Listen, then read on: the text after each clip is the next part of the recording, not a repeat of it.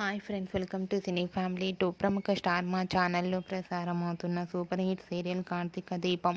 కార్తీక దీపం సీరియల్ ప్రేక్షకులను బాగా ఆకట్టుకుంటూ ముందుకు దూసుకుపోతోంది.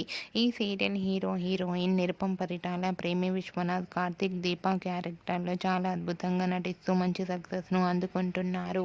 ఈ సీరియల్కి సంబంధించిన ప్రతి లేటెస్ట్ అప్డేట్స్ని ఎప్పటికప్పుడు షేర్ చేస్తూ ఉంటారు.